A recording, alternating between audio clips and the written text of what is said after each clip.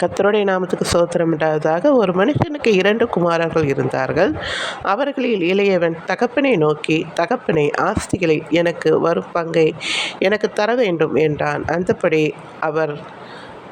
அவர்களுக்கு தன் ஆஸ்தியை பங்கிட்டு கொடுத்தான். சில நாட்களுக்கு பின்பு இளைய மகன் எல்லாவற்றையும் சேர்த்து கொண்டு தூர தேசத்துக்கு புறப்பட்டு போய் அங்கே துர்மார்க்கமாய் ஜீவனம் பண்ணி தன் ஆஸ்தியை அழித்து போட்டான். எல்லாவற்றையும் அவன் செலவழித்த பின்பு அந்த தேசத்திலே கொடிய பஞ்சம் உண்டாயிற்று. அப்பொழுது அவன் குறைபடத் தொடங்கி அந்த தேசத்தில் குடிகளில் ஒருவனிடத்தில் போய் ஒட்டி கொண்டான். அந்த குடியவன் அவனை தன் வயல்களில் பண்டி மேற்கும்படி அனுப்பினான். அப்பொழுது பண்டிகள் தின்கிற தவிட்டினால் தன் வயிற்றை நிரப்ப ஆசையாயிருந்தான். ஒருவனும் அதை அவனுக்கு கொடுக்கவில்லை.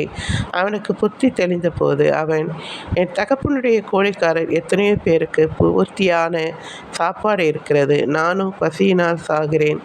நான் எழுந்து என் தகப்பனிடத்துக்கு போய், தகப்பனே, பரத்துக்கு விரோதமாகவும் உமக்கு விரோதமாகவும் பாவம் செய்தேன்.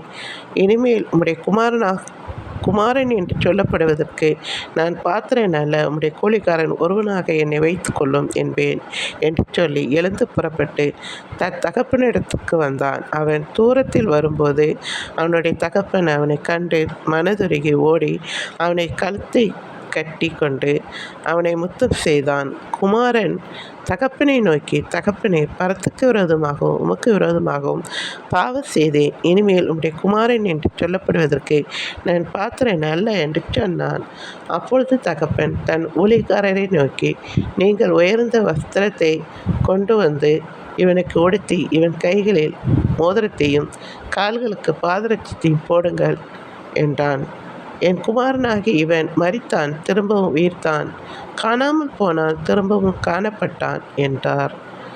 அப்படியே அவர்கள் சந்தோஷப்படத் தொடங்கினார்கள். எனக்கு அன்பானவர்களே, ஆண்டவரிடத்தில் நீங்கள் வர வேண்டுமெனில் கீழ்கண்ட தீர்மானத்தை எடுங்கள், அதை சத்தமாக கூறுங்கள்.